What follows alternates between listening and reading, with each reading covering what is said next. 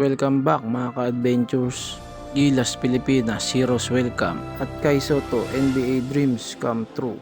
Na nga ba? Matapos nga ang historic performance ng ating Gilas Pilipinas sa nakaraang FIBA Olympic Qualifying Tournament sa Riga, Latvia, ay madami ang namangha sa ipinakita ng ating national team. Bagamat hindi nakuha ang nag-iisang ticket sa Latvia patungong Paris Olympics, mataas naman ang nakuhang respeto ni Coach Tim Cone at ng ating mga players sa lahat ng dekalibreng coach at player sa buong mundo, lalo na sa Europe at Amerika, lalo na nang talunin natin ang number 6 world rankings na Latvia. Ika nga ni Coach Tim, the campaign in Riga was a mission unaccomplished. The goal was not merely show that Gilas could keep in step with competition.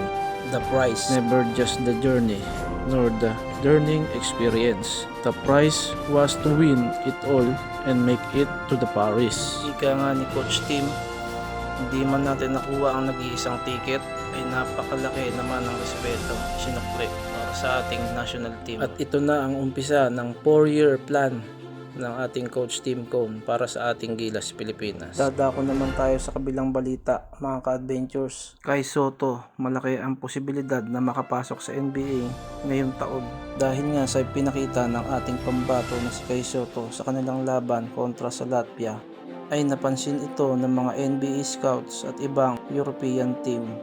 Ayon nga sa ating sources, ay napakaganda ng scouting report ng ating pambatong si Kay Soto kontra sa Latvia na nag-average siya ng 18 points at 8 rebounds kontra sa nasabing koponan.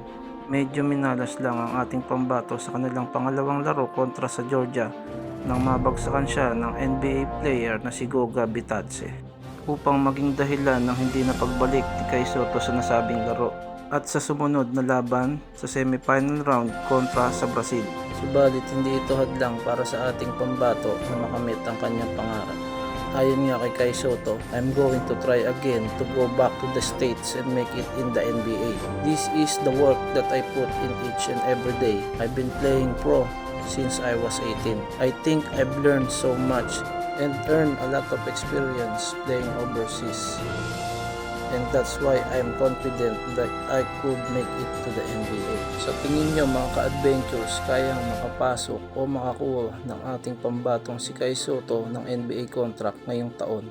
Just comment down below mga ka-adventure, and don't forget to like, share, subscribe, and hit the notification bell para updated po kayo sa mga bago nating video.